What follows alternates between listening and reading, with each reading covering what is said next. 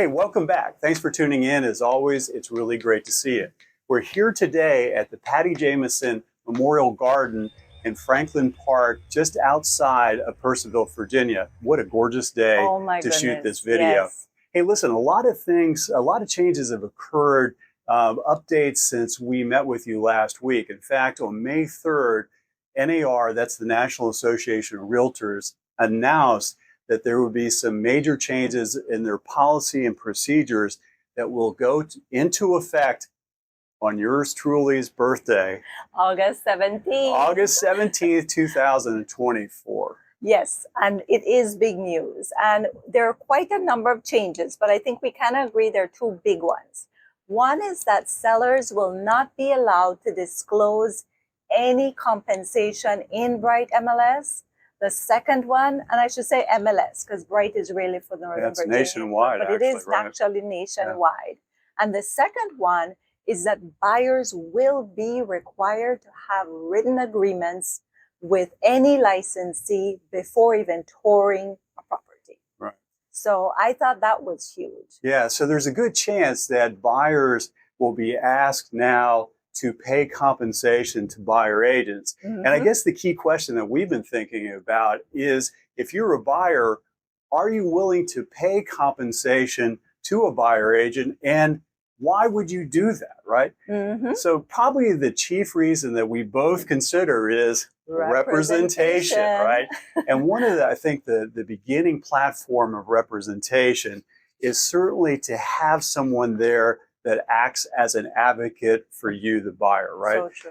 I think advocacy means so much, and it certainly is applied in so many forms and fashions. But Mm-hmm. for us, it's advocacy in front of the, let's say, the seller's agent, and in turn, the seller themselves. That's right. Certainly in front of the, say, the mortgage company, Correct. the title company. And one of the examples that we've used in the past is in front of the new home representative. And you know how I love to tell stories, but some years ago, I was in a situation in which that we, the buyer, and I were sitting down with a representative of a new homes division, and we were reviewing the offer forms or the sales contract forms, and we realized that the forms did not include an appraisal contingency, which would, of course, allow the buyer to negotiate with the seller if once the property, the home was built, and this was actually an existing home that was already there. Okay. If the appraisal did not come in at the sales price number, was the buyer obligated to continue with the purchase? So advocated that this contingency be included into the sales contract. After some discussion back and forth, again, playing the advocate for the buyer, insisted that this be included. It was included. And do you know that the appraisal came in lower than the sales price? So we then in turn did negotiate. It wasn't all the way down to the appraisal value, but it certainly was substantially below what the sales contract was. So just a quick example of advocacy. That must have been really difficult to pull off. Yeah. I know a lot, at least right now, the builders right now are not even entertaining. Yeah, and the look in the salesperson's eye when we brought up this idea of an appraisal contingency was, well, we've never included that in a sales contract. Exactly. I said, well, let's get started now and let's do it in this one. That's a good story. That's a good story. Yeah. I think another part of representation is risk mitigation. Yeah, so when you hire a buyer's agent, a lot of it is, I believe, trying to deal with different types of risks. So, for example, you can avoid some risks by having representation. An agent would be able to identify if you got this fraudulent email, they're trying to sell land that's not even their own or a property. Yeah. So that's one way to avoid risk. Another one is to understand the risk and what you're getting into. So, for example, you purchase a home with a roof that's 30 years old, and you know the lifespan of that particular roof is about 30 years old. Yeah. Well, at least you understand the risk. You're aware of it, right? So that any day now, you might have to replace that roof. You're going to be calling a roofer. Exactly, and that's really important. Another way is actually avoiding added risks, and another way is through home inspections, because again, you can identify major issues early on, and then you can also, my favorite, transfer risks to other people. Sure.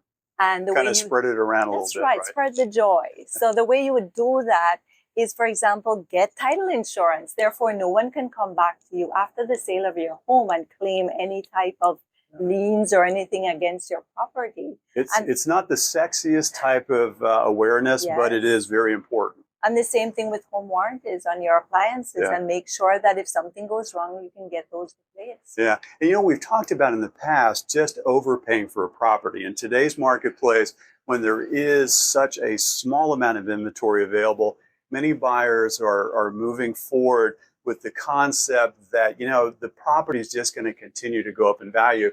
So it really doesn't matter what I pay for it. I think one of our jobs is to make sure they understand the market won't always keep going up, that there's going to be some plateaus. There may even be some diminishing values at some point. So again, I think the awareness by going through the CMA is very important for the buyer agent to do, to analyze, if you will, give an opinion of value, and then allow the buyer to understand if they are paying more than maybe what that CMA indicates, that they don't pay an exorbitant amount over it. Maybe they pay a reasonable, informed amount above that. So true. Well, as always, we really do appreciate you tuning in, and we hope the information that we continue to share with you is valuable. This is a subject matter that not everybody's talking about right now, and it's going to continue to probably develop more and more before the middle of August. So we'll continue to bring this subject matter to you.